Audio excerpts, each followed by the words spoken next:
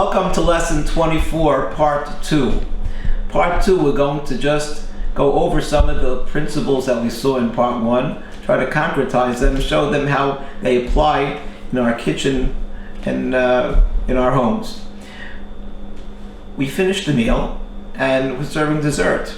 If you remember, what are we serving for dessert? Our after dinner mince in the Lemmings bowl. Okay, that we have prepared already. But in addition to the after dinner mince, we're serving pistachio nuts and oatmeal bars. Let's get those ready to serve. What am I going to put the pistachio nuts in? I think I'll put them in my favorite bowl at one of my dish that one of my sons made. It's right over here. There are matches in there. What are the matches doing there? The matches are supposed to be put away where the matches are put away.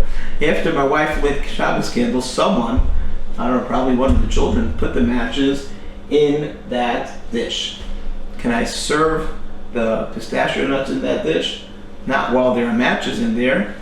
The matches are a severe muktzah. They're in the dish. They were there at the beginning of Shabbos. They were put there by someone to remain there on Shabbos.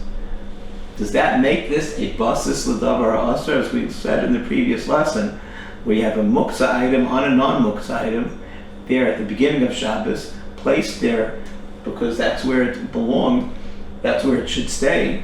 It becomes muktzah for the whole Shabbos. The non-muktzah item becomes muktzah. So even if we'd be able to get the matches out, would we consider the dish muktzah? No. Why? If I was the one who put the matches there, and my matches in my bowl, I could determine that this is where the matches belong, and it would make it a basis l'davar aser, and I'd have to find something else to serve the pistachio nuts in. But what my children did, my children made a mistake. It's not theirs to determine that this bowl, this dish, should be the holder of the matches for Shabbos. It's not a basis l'davar aser. So now all I have to do is figure out a way to get the matches out. Then I'd be free to use this bowl to serve the pistachio nuts. So we'll employ the method of total beguf. Okay, so we have the matches out. We have the bowl. Bowl is muktzah. Our pistachio nuts.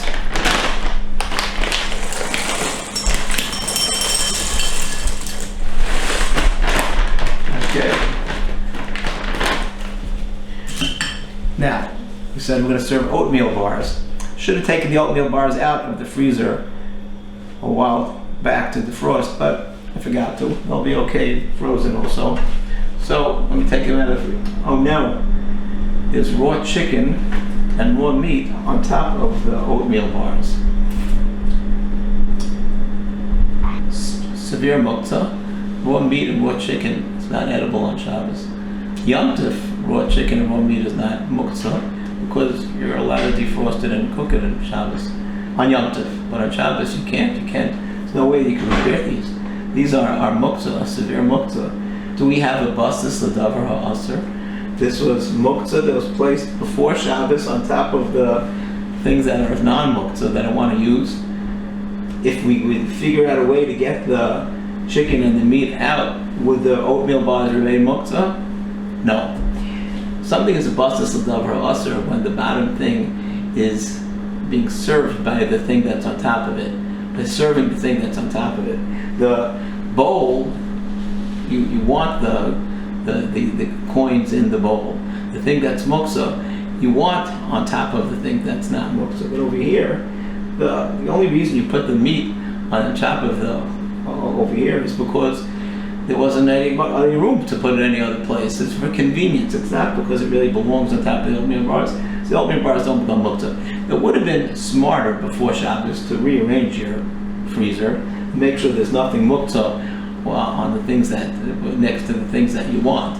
If you're serving ice cream on Shabbos or freezer ice pops or something like that, make sure they're in a place where they're not going to be any issues with muktzah items. But over here we made the mistake. I didn't arrange the freezer. So what can I do? They're not muktzah, but how am I supposed to get it out? Like this. Slide them out, and this way I have them. The muktzah falls into place and made to it. What I should have done before Shabbos really was I should have taking these out of the freezer. Put something that's not muktzah on top of them. Put the muktzah on a different shelf. And the freezer would have looked like this before Shabbos. Desserts over here, ice cream over here, challah over here, all not in conflict with the muktzah. The muktzah thing's over there. That's what I should have done, but I didn't. So I had to do this thing is to slide the oatmeal bars out. I could finish preparing my dessert, put them on the tray. Thank you very much. Hope you enjoyed.